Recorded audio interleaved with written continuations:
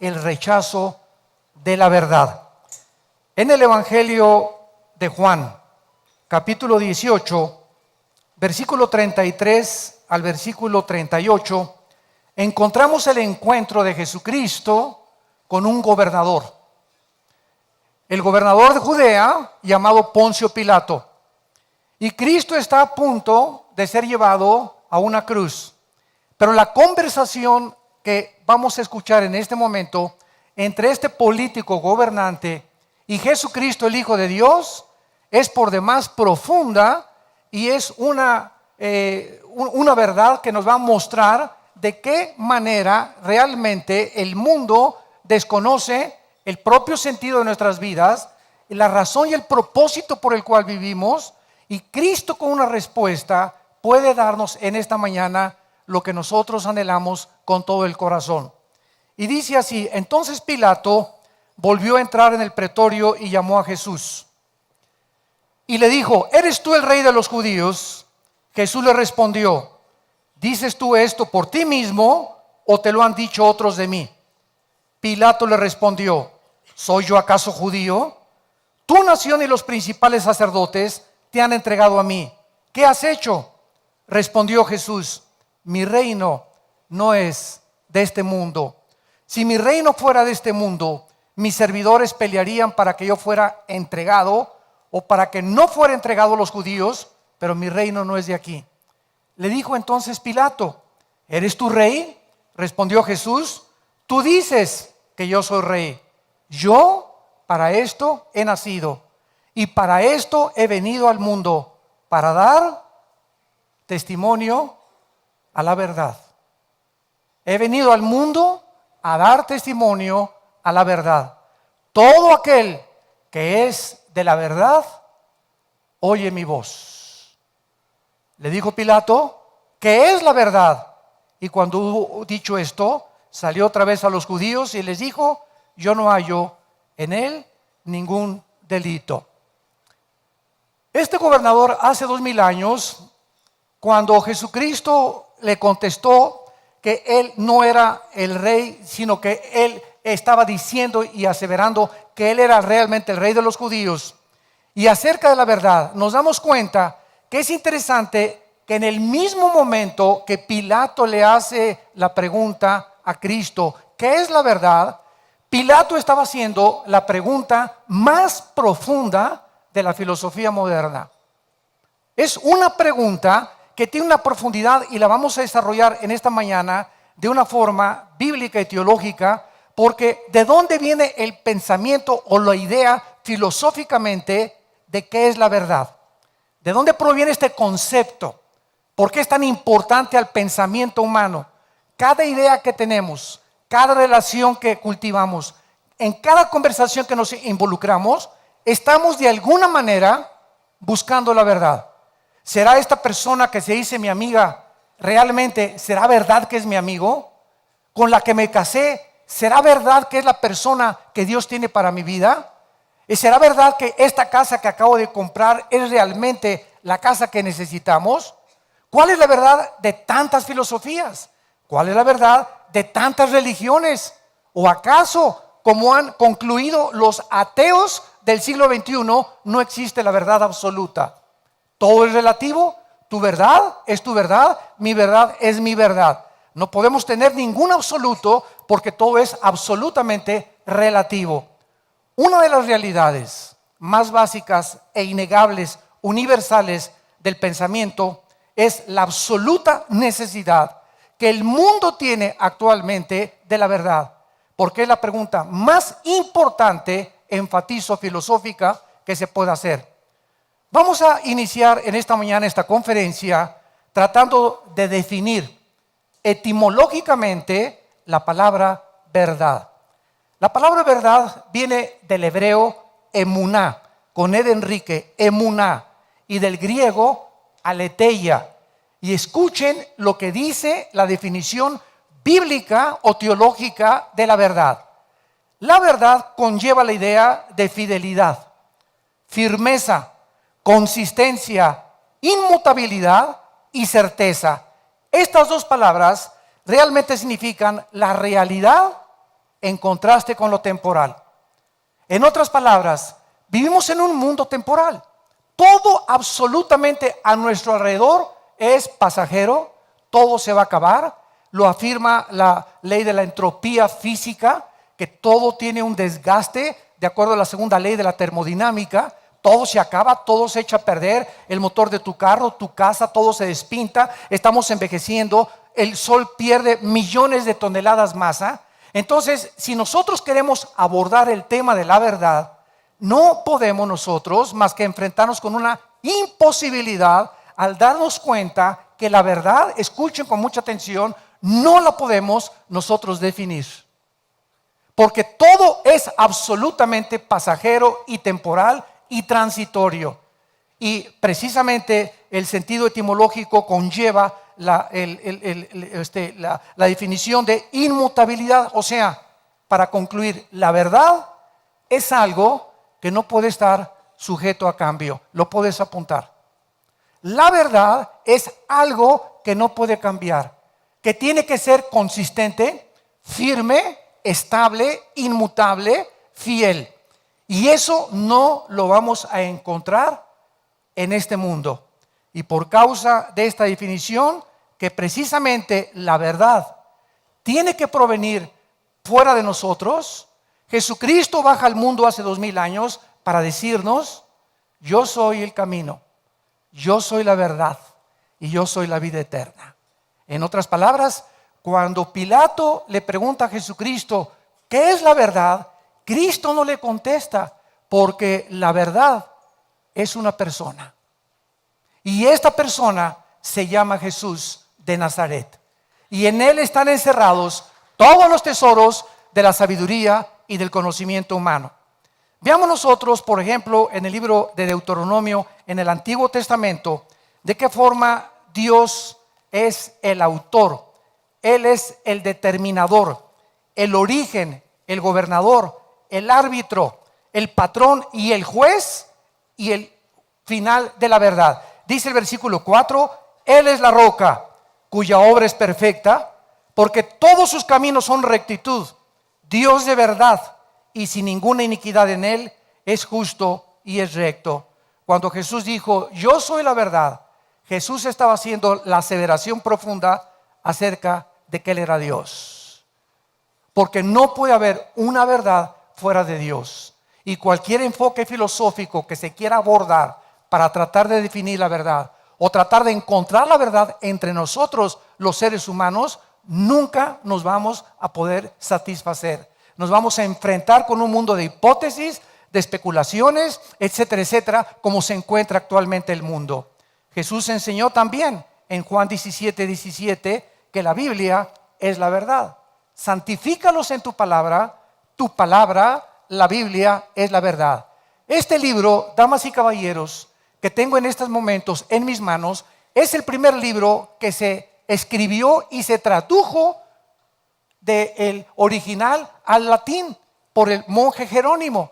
El primer libro en haber sido impreso en la imprenta de Gutenberg.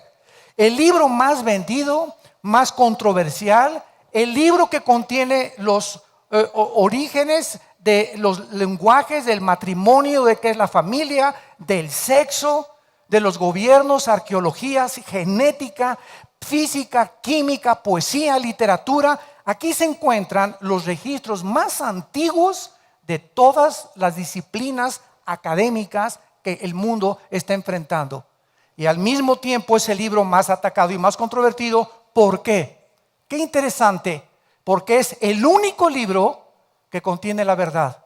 Y el hombre, el ser humano, tú y yo, antes de enfrentarnos a Dios, éramos enemigos de la verdad. Porque la verdad, como dice el dicho en mi rancho, no duele, ¿verdad? Pero la verdad llega a lo profundo de tu corazón y la verdad te lastima. Y el mundo no está preparado y no quiere aceptar la verdad de Dios. Veamos nosotros lo inadecuado, en segundo lugar, de todas las definiciones que se han manejado. La verdad separada de Dios no significa absolutamente nada. Un matrimonio sin Dios tiene muy pocas probabilidades de funcionar. Una persona que quiera alcanzar en la vida, pues como los jóvenes ahorita, cuando me invitan a mí a las universidades a dar conferencias, siempre les pregunto a los jóvenes, ¿qué carrera están buscando ustedes? El 90% me contestan, carreras donde pueda hacer plata, donde pueda hacer dinero. Y entonces comienzan a buscar por los diccionarios y por todos los medios a encontrar cuáles son las carreras de programador o de experto en cibernética o experto en computación. ¿Qué es lo que ahorita produce más dinero y donde puedes encontrar un futuro, entre comillas, que garantice tu próxima casa y tu próximo matrimonio y tu próxima familia? Siempre es el dinero, el dinero, el dinero. Y cuando se persigue el dinero como el fin, el dinero no es que sea malo, porque lo malo es el amor al dinero. El dinero no es malo, pero cuando se persigue el dinero como el fin, te equivocas y llegas a los 25 años, a los 28 años con tu título de ingeniero, de arquitecto, de médico o de programador y te das cuenta que no es para lo que tú naciste, que no es realmente donde tú tenías tu corazón, sino que escogiste esto guiado equivocadamente por una verdad que no existe, una verdad que estabas completamente divorciada de Dios.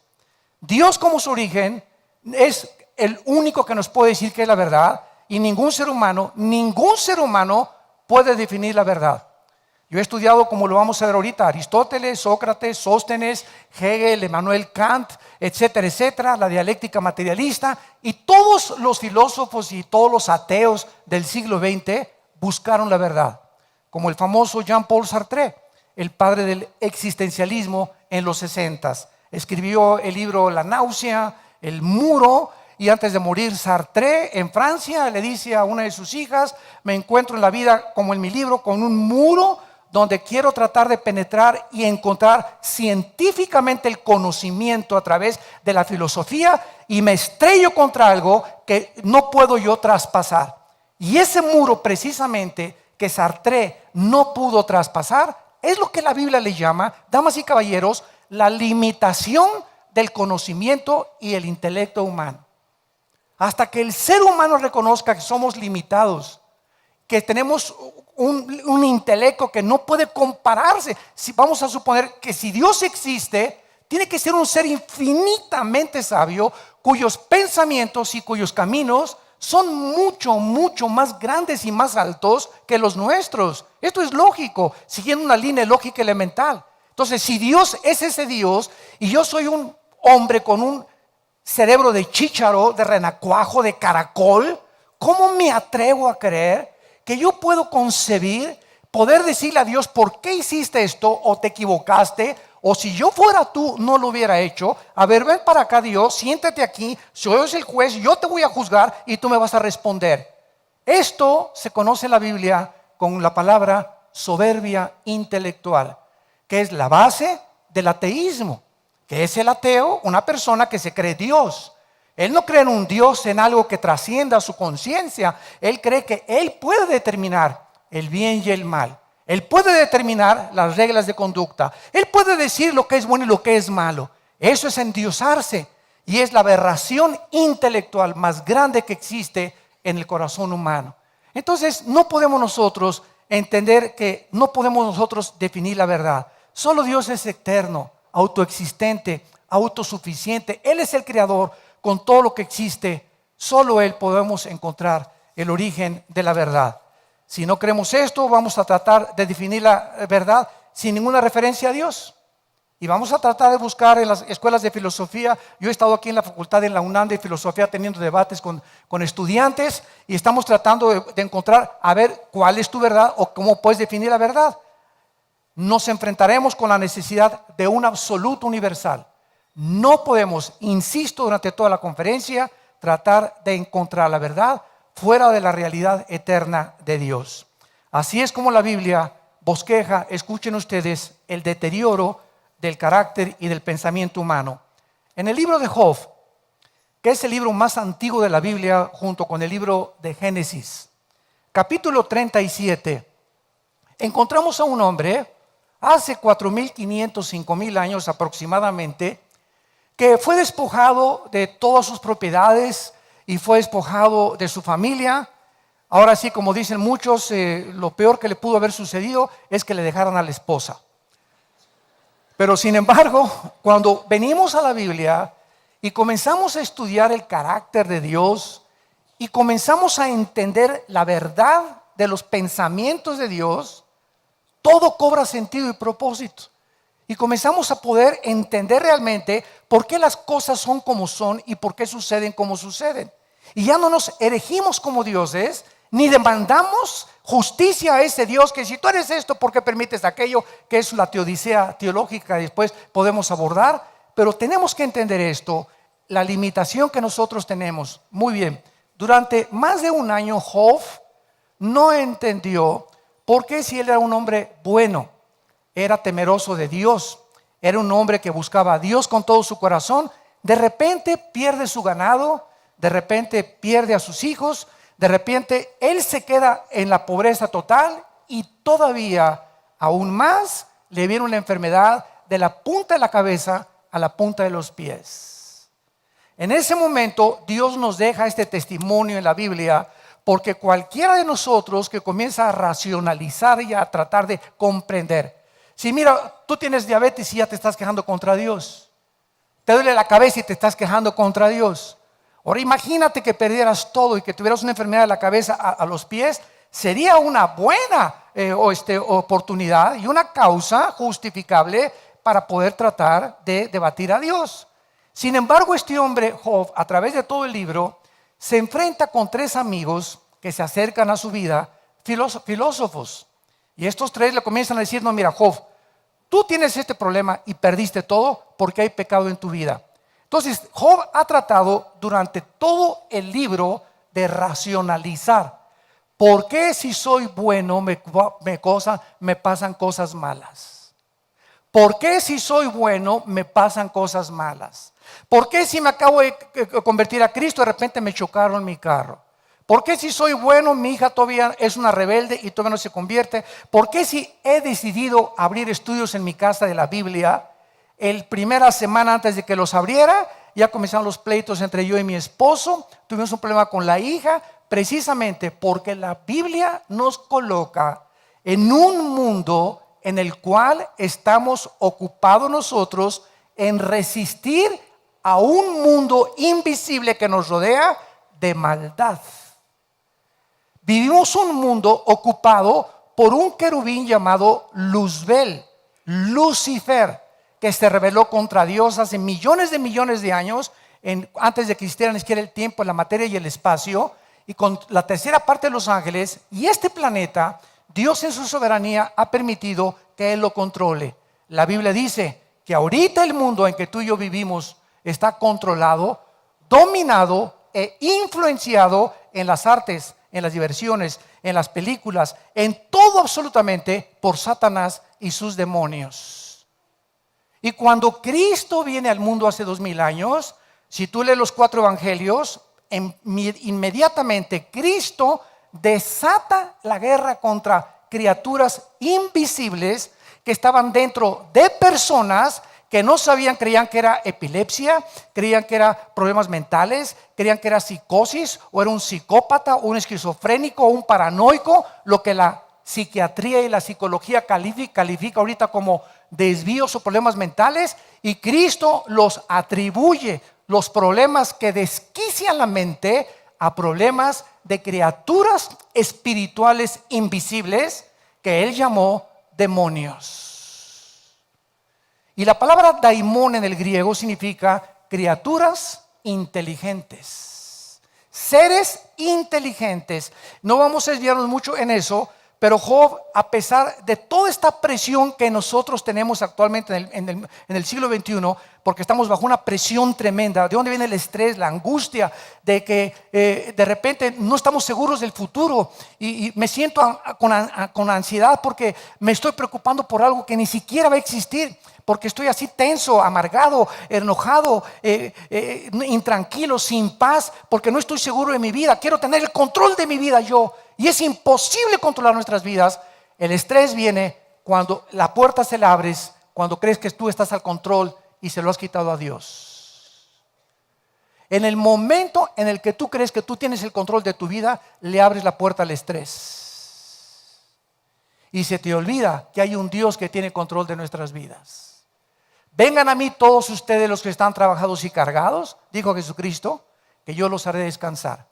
Si tú traes ahorita una carga que no puedes llevar y que te sientes que esa carga está desvaneciéndote y está devastando completamente tu vida emocional, es porque no la tiene Jesucristo.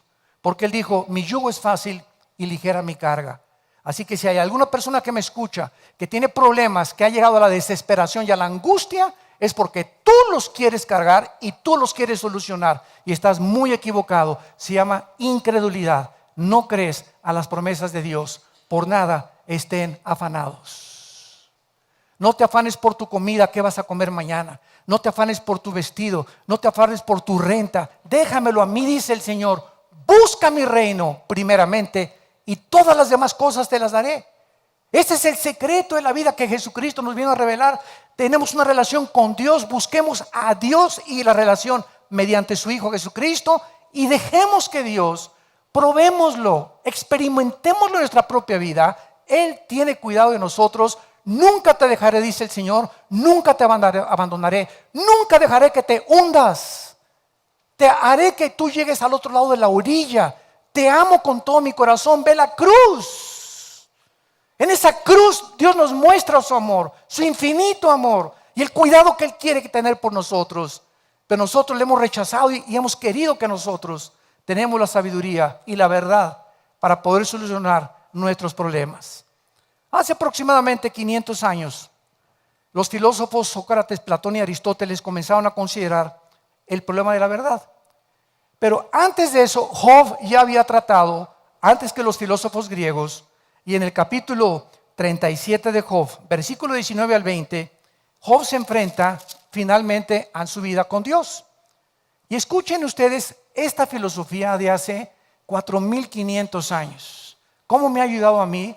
Y esto fue una de las cosas que me hicieron a mí venir a Jesucristo.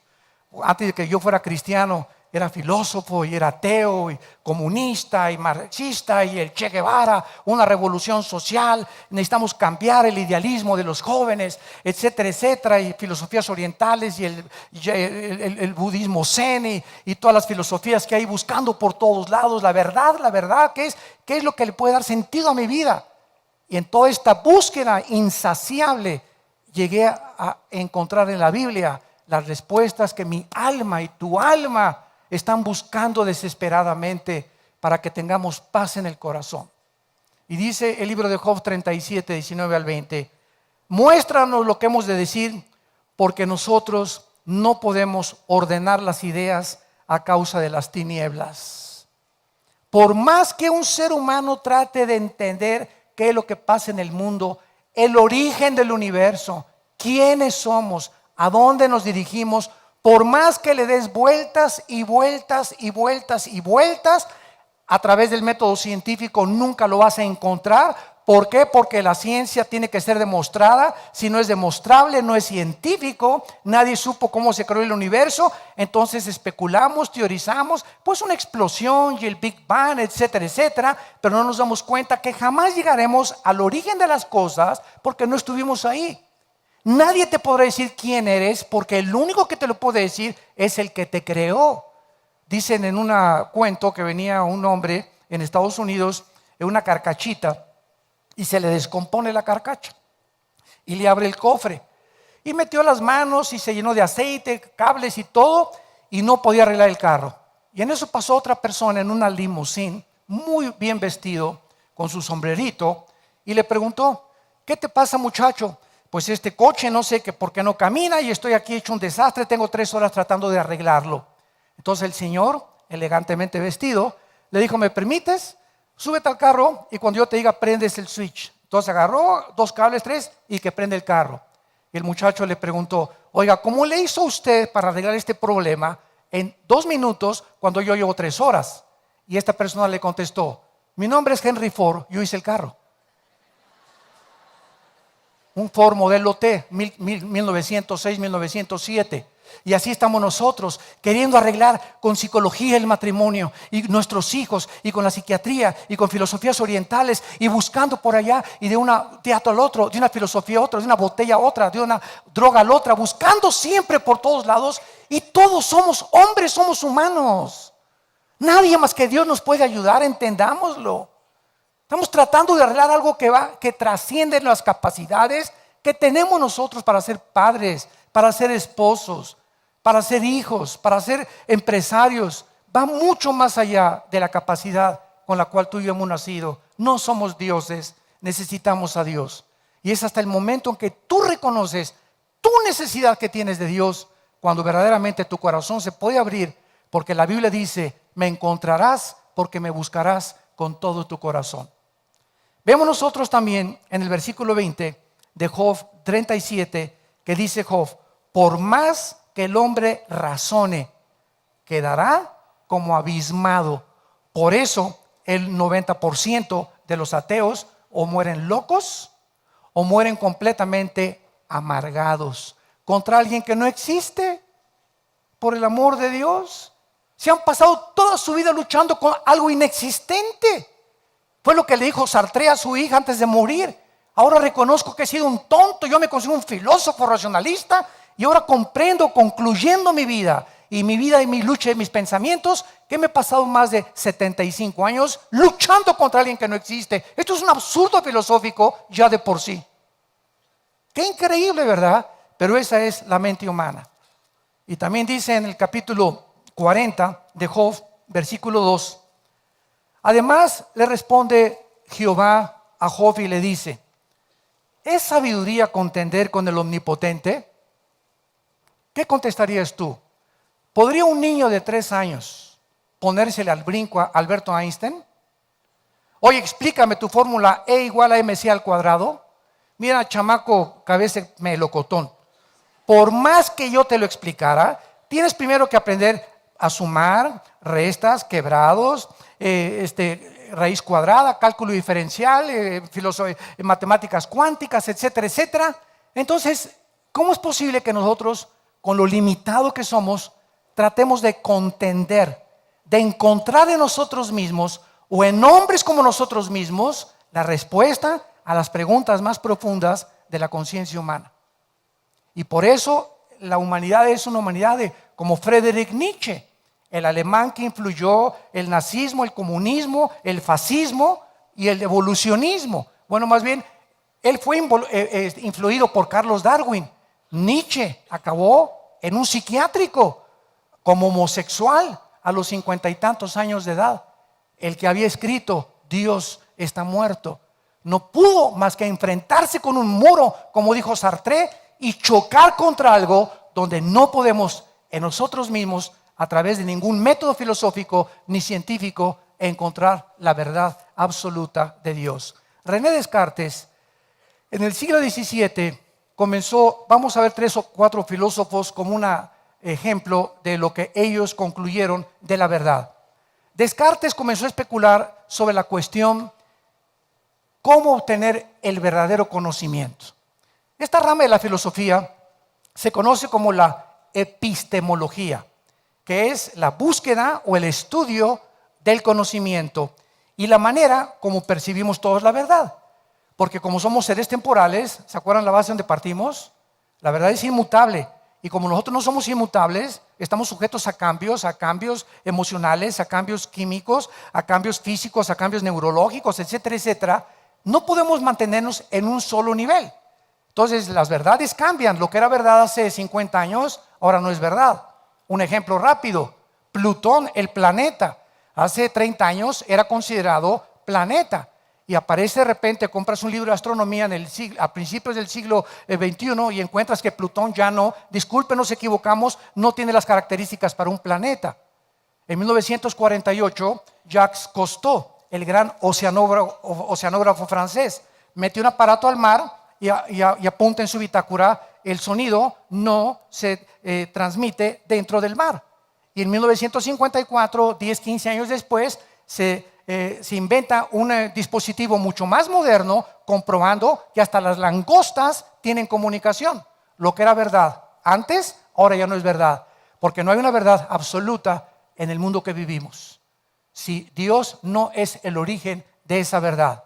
Entonces Descartes fue un racionalista creyendo, escuchen esto, Descartes creyó que la verdad sería conocida mediante la razón. Y cuando Descartes tuvo un ejemplo de una persona que le preguntó, ¿por qué fumas? La persona le contestó, pues porque me gusta. Y no sabes qué te hace daño el cigarro, la faringe, las encías, la tráquea, los pulmones, los pulmones. ¿No sabes el daño que te hace el cigarro? Sí. Entonces, ¿por qué lo haces? No, chepo. Pues porque me gusta. O sea, mi razón me dice, y los cigarros lo dicen, este producto es nocivo para su salud. Lo anuncian ya las fábricas y nosotros sabemos racionalmente que es malo. Entonces, ¿es la razón la que nos gobierna o las pasiones? No es verdad, se equivocó Descartes y lo descubrió, que es la razón la que gobierna al ser humano. Es las pasiones las que nos gobiernan. Una persona con razón dice, la familia es el tesoro más grande que Dios nos ha dado. Voy a luchar por mi esposa, no importa que se ponga gorda o que no se ponga gorda, o mi esposo que esté pelón, que no esté pelón, pero es el matrimonio en el cual nosotros tenemos que luchar a nuestros hijos. Esto es lo que la razón nos dice. Y de repente viene la pasión, ¿verdad? Y el hombre se va con una muchacha 30 años más joven que él, porque cree que se le alborotó el gallinero, se va detrás de ella y destruye su trabajo, destruye su matrimonio, destruye a sus hijos, todo el ejemplo a sus hijos los echa para abajo, y cuando se muera van a ponerle en su lápida, aquí murió una persona que nació en las tinieblas, murió en las tinieblas y regresó a las tinieblas. Una persona más de las millones, una estadística más de una persona que nunca conoció la verdad. Nunca supo lo que era realmente la verdad y la felicidad. La felicidad no es cuánto tenemos, sino cuánto disfrutamos de la vida. Esa es la felicidad. Y muchas gentes tienen millones de pesos y de cosas y no disfrutan lo que ellos tienen, porque están equivocados en cuanto a su verdad de percibir el mundo. Immanuel Kant viene después de Descartes y demuestra que ni la lógica, ni la experiencia, ni el racionalismo, ni el empirismo podría obtener el conocimiento humano. Para que me entiendan, el empirismo o la filosofía empírica es la que te dice, es la filosofía atea. Yo no creo lo que no veo, lo que no oigo, lo que no huelo, lo que no tiento, lo que no percibo, por mis 5 sentidos. Si yo a través de mis 5 sentidos no percibo absolutamente la realidad, entonces no es verdad. Entonces ellos, los empíricos, hacen a un lado lo espiritual y lo sobrenatural. Para ellos no existen los milagros, no existe un mundo que pueda trascender el de nosotros, porque ellos creen que no pueden creer en nada de lo que no ven, no oyen, no tocan, no perciben. Y este fue Immanuel Kant. El racionalismo y el empirismo comenzó a ser guiado para poder encontrar la verdad, y otro hombre más que fracasa. Y vino Hegel, argumentó que el método de Kant, lo criticó, era inadecuado. Y entonces Hegel propuso y dijo, la realidad es constante, negando que la realidad es constante, o sea, todo está sujeto a cambios. Y Hegel comienza a acercarse un poquitín más a la definición etimológica de la palabra verdad en la Biblia. No podemos encontrar a través de nuestros 5 sentidos la verdad, ni del conocimiento. Vamos a juntar a todos los más grandes hombres científicos, Jack Hawkins, Einstein, Carlos Marx, Charles Darwin. Dime, como dicen en mi tierra, el gallo giro que tú quieras. Tráeme tu gallito. ¿Quién es tu escritor mejor que me pueda citar? Platón, Sócrates. Tráeme al que quieras y ponlos junto a Jesucristo. Ni comparación. Tráeme todos los libros sagrados que quieras, el Tripitaka de Buda, los Vedas de los persas, el Corán de los musulmanes, el libro del Mormón. Tráeme todos los libros que tú consideres sagrados y comparémoslo con la Biblia junto. Ni siquiera ninguno de los libros que tú me puedas traer se pueden comparar con el conocimiento y las evidencias tan grandes científicas que tiene la Biblia del ser humano y del universo. Es la palabra de Dios, y eso es lo que debemos amar con todo el corazón, la palabra de Dios.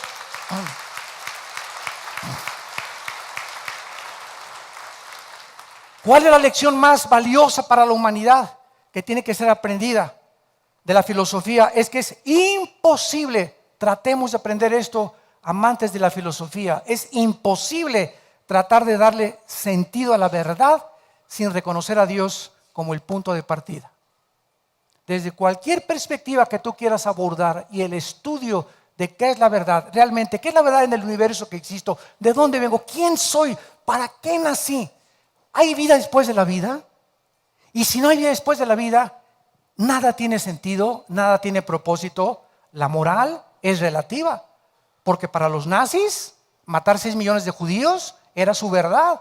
Cuando los trajeron al juicio de Nuremberg, 1947-48, les demostraron que la conciencia la habían violado, porque abusar de un grupo étnico como los judíos, no importa que o musulmanes o negros o mexicanos o chinos o lo que sea, cualquier ser humano que se erija superior a los demás es un hombre que ha perdido completamente la brújula de la verdad. Porque la verdad es que todos somos hechos de la misma sangre, que somos una misma raza, amarillos, morenos, negros, blancos, anglosajones, etcétera, etcétera, que todos provenimos de Dios y que todos los seres humanos, por más pobres que sean, por más ricos, por más indígenas, fuimos creados a su imagen y semejanza. Esto es lo que le hace digno al ser humano, la imagen y semejanza de Dios. Y esta es la razón por la cual debemos de tratarnos con respeto. Este es el fundamento de los verdaderos derechos humanos, la imagen y semejanza que Dios ha estampado en nuestros corazones. Y mientras no tengamos ese respeto de los unos por los otros, es lo que proviene con la palabra racismo, que cada vez aumenta más y más en el mundo. En el libro de Colosenses capítulo 2, versículo 8, el apóstol Pablo dice lo siguiente: nadie los engañe por medio de filosofías, ni de huecas sutilezas según la tradición de los hombres, sino según en Cristo. La Biblia nos hace un llamado de atención y nos dice: ten cuidado cuando vayas al puesto de periódicos y leas el Calimán. Y la revista, ¿verdad?, duda, por eso tienes las dudas que tienes. Y todas las librerías están llenas de especulaciones, de teorías, de perspectivas de un hombre, de otro hombre, etcétera, etcétera. Y cuando tienes así los billones de volúmenes de literatura que existen en el mundo, te puedes preguntar: ¿quién de todos está diciendo la verdad? ¿A quién voy a seguir? ¿Quién es mi líder? ¿El Che Guevara?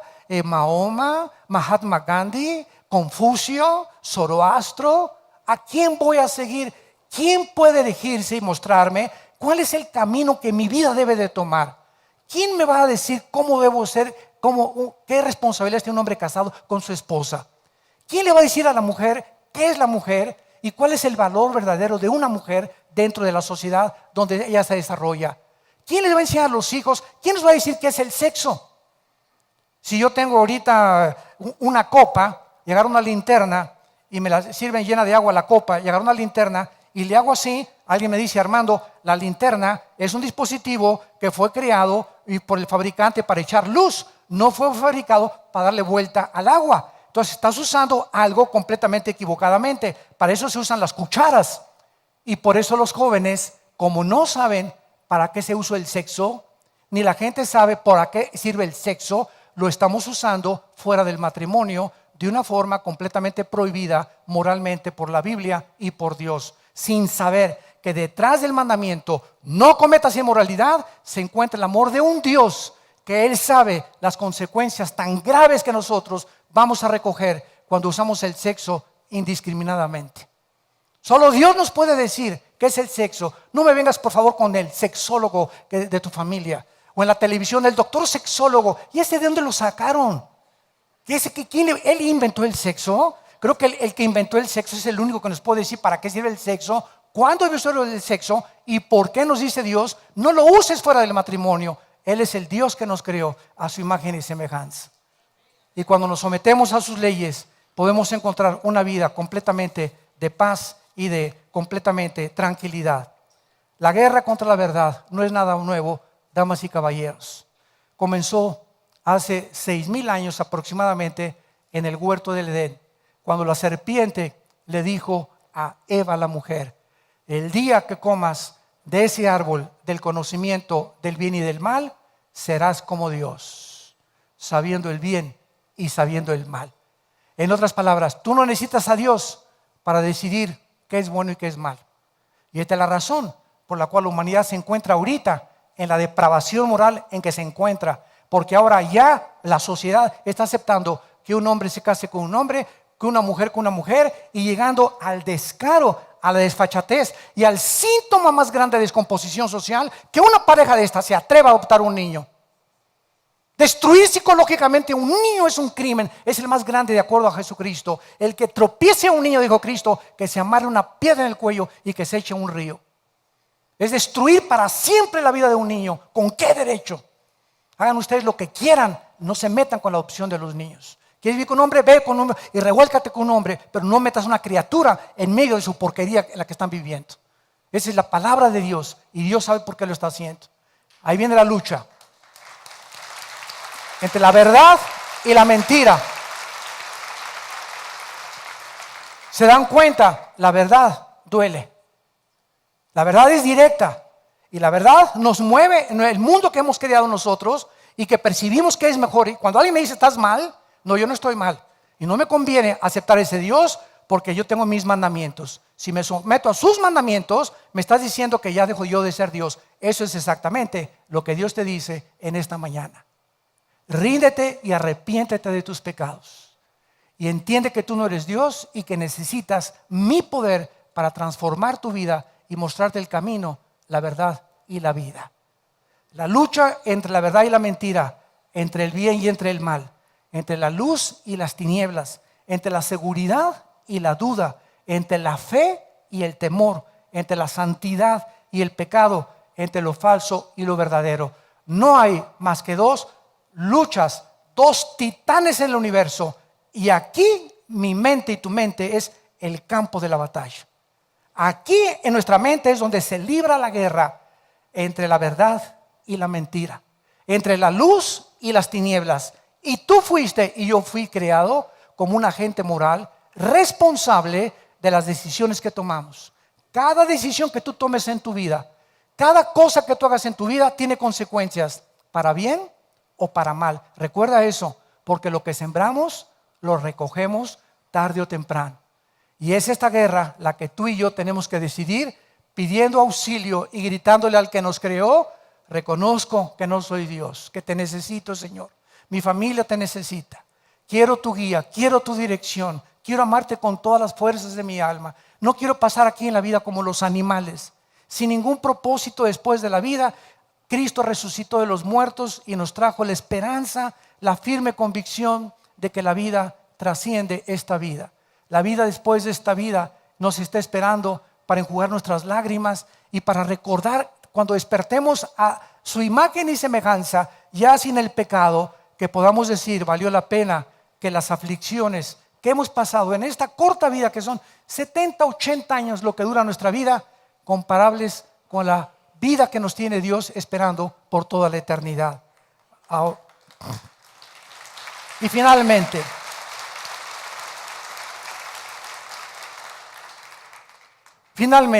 este es, damas y caballeros, el mensaje que el mundo necesita. Es el mensaje que necesitan los políticos. Yo el otro día le decía a mi esposa: si tan solo los gobiernos entendieran la necesidad que tan grande que tienen de la iglesia. Porque el gobierno no puede cambiar el corazón de los hombres. El gobierno está establecido por Dios, los gobiernos civiles, para frenar el mal a través de castigos, cárceles, etcétera, etcétera. Pero la iglesia, el mensaje que tiene la iglesia es el único que cambia el corazón humano. Y cuando el gobierno entiende esto, que la iglesia tuviéramos más libertades de predicar el evangelio más abiertamente, los ciudadanos pagarían sus taxes, sus impuestos, serían mejores padres, habría menos delincuencia, etcétera, etcétera, porque es lo que finalmente cambia al hombre. Tú encierras a alguien 30, 40 años en una prisión y son centros y escuelas del crimen. Nunca jamás se ha rehabilitado nadie dentro de una prisión.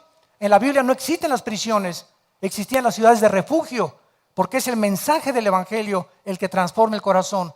Y cuando predicamos el evangelio y la gente cambia, el gobierno trabaja libremente. ¿Por qué? porque los ciudadanos estamos haciendo todo lo posible para que nuestro México lindo y querido, y Honduras o Guatemala, lo que sea, puedan surgir del estancamiento a donde nos hemos estancado por causa del pecado, de la corrupción, de la maldad y porque nos hemos erigido como dioses. Ese es nuestro mensaje. De tal manera amó Dios al mundo que ha dado a su Hijo unigénito, para que cualquiera de ustedes que en Él crea no se pierda, mas tenga la vida eterna.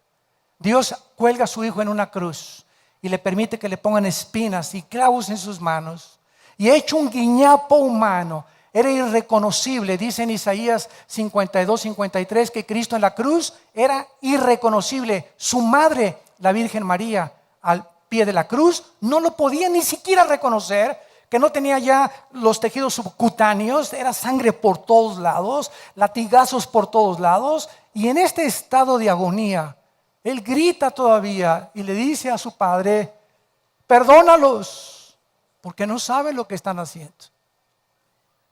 Y Él estaba hablando de los romanos, que eran simplemente siervos del imperio romano. Ellos no sabían quién era el Hijo de Dios. Y así hay mucha gente que no sabe quién Él es, el Cristo. Y nuestra misión es al mundo, comenzamos con nuestra familia, con nuestros hijos, con nuestros familiares, darles este mensaje de esperanza, este mensaje de poder, que tú no tienes por qué vivir una vida miserable, de estrés, de ansiedad, de amargura, de culpa, de condenación, porque ninguna condenación ni culpa hay el que ha sido lavado con la sangre del Hijo de Dios. Y tú en esta mañana puedes ser lavado con esa sangre y aceptar a Cristo como tu Salvador. Somos embajadores de Cristo y estamos llamando al mundo que se reconcilien con Dios. Yo te digo en esta mañana, arrepiéntete de tus pecados, por cuanto Dios, el Dios de la Biblia, ha establecido un día cuando tú mueras y cuando yo muera, donde va a juzgarte de todo lo que hiciste y de todo lo que yo hice. Cuando yo esté en ese juicio de Dios, podré ver la cruz y Dios me dirá: tú aceptaste lo que mi Hijo hizo por ti, estás perdonado, no hay condenación para tu vida. Pero todos aquellos que rechazaron este mensaje, la verdad, dijo Cristo en Juan capítulo 3, esta es la condenación, que la luz vino al mundo, como ahorita estamos siendo iluminados por la verdad, pero los hombres amaron más las tinieblas, porque sus obras eran malas. Es como mineros que se caen en una mina y durante 3 semanas no han visto la luz. Imagínate que de repente se abre un hoyito arriba y entra un rayo de luz. Cualquier persona que voltea allá adentro, los mineros, y vean la luz, se quedan ciegos, porque su retina se había acostumbrado a la oscuridad. Él necesita que la luz comience poco a poco a iluminarlo, pero no verla directamente. Por eso nadie puede ver a Dios. Nos dejaría ciegos espiritual e intelectualmente.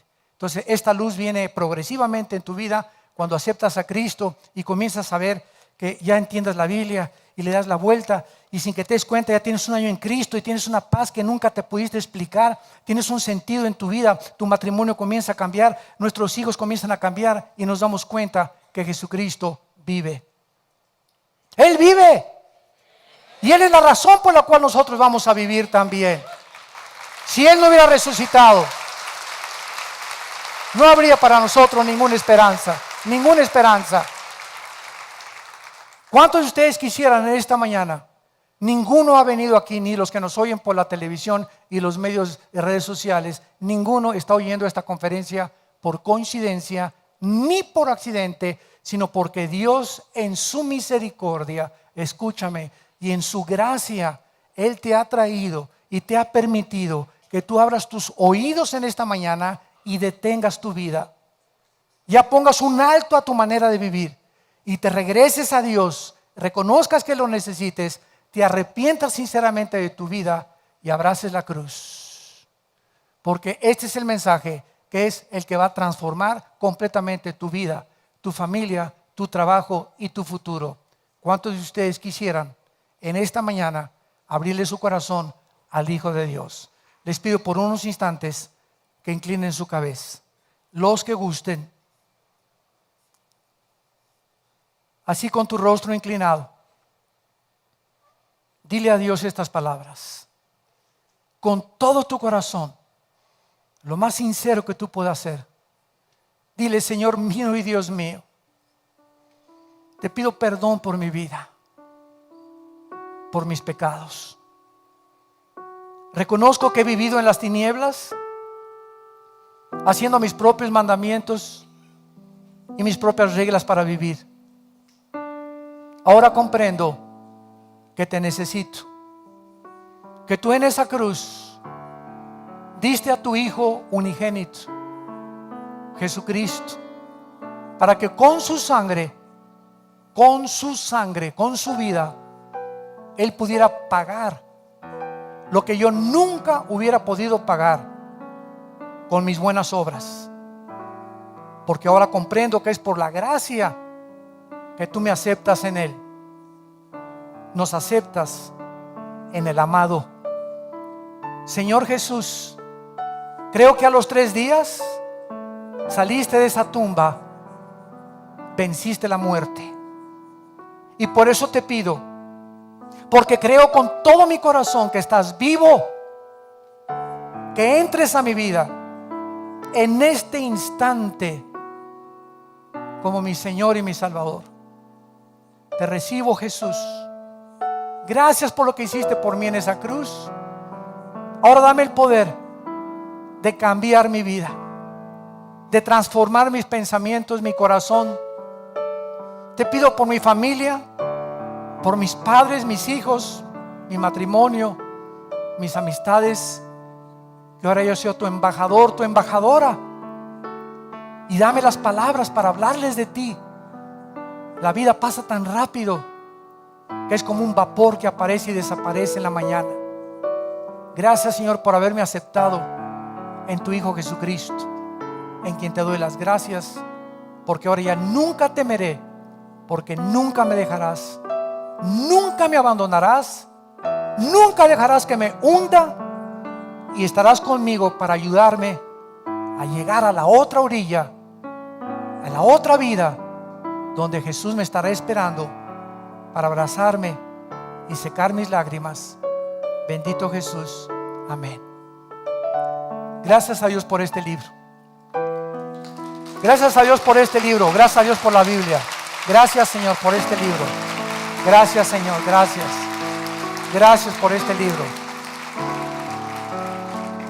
Es el mapa del viajero, es la brújula que necesitamos en un barco. Un capitán en un barco no puede navegar sin saber cuál es el norte, el sur, el este, el occidente. Un piloto arriba en un avión a 30,000 metros de altura no puede saber si va así, va hasta, necesita instrumentos. Y así estamos los seres humanos. Necesitamos un mapa y Dios nos lo dejó.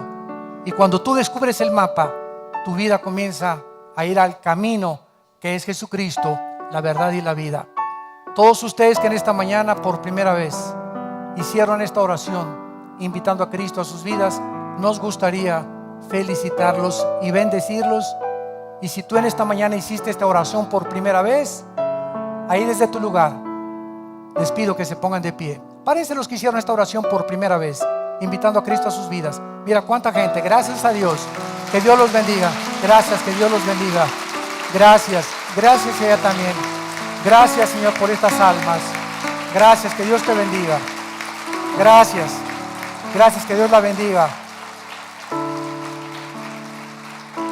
Qué lindo ver en esta mañana, ver matrimonios agarrados de la mano, los dos parándose, diciéndole: Dios, te necesitamos, invitando a Cristo. Gracias por todos los matrimonios que esta mañana se han levantado juntos de la mano para recibir al Señor. Gracias por todos los jóvenes que han venido a Cristo esta mañana. Dichosos sean todos ustedes, porque ustedes verán a Dios. Dichosos los que lloran, porque van a recibir consuelo. Dichosos los misericordiosos, porque ustedes tienen compasión de la gente. Y dichoso seas cuando te persigan por causa de llamarte cristiano. No te amilanes ni te amedrentes, porque es un símbolo de que el Espíritu Santo está en tu vida. Que tengan mucha paz y gracias por acompañarnos. Vida Nueva para el Mundo se sostiene y propaga el mensaje de salvación de Jesucristo gracias a Dios y a tus donativos. Llevemos juntos el Evangelio de Jesucristo al mundo entero. Realizamos eventos, seminarios, congresos y diferentes programas para dar a conocer el mensaje de salvación y el poder de nuestro Señor. transformando y edificando vidas de mujeres, hombres, niños alrededor del mundo. ¿Qué pasa cuando decides hacer tu donativo? Aunque no puedas llevar la palabra personalmente a todo el mundo, de esta forma lo estás haciendo. Con tus donativos o aportaciones, estás sembrando y formando parte de lo que Dios está haciendo en su obra. Estás ayudando a traer luz a la oscuridad, paz al conflicto y esperanza a los que no tienen ninguna. Dona desde México.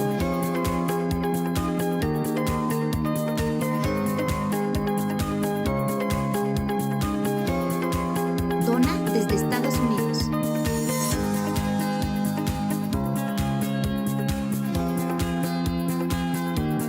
Para el resto de donaciones de otras partes del mundo, www.vidanuevaparelmundo.org.mx/dona. Estamos cumpliendo la gran comisión.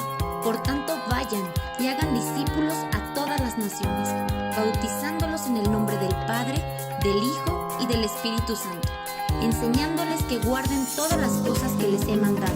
Y he aquí que yo estoy con ustedes todos los días hasta el fin del mundo.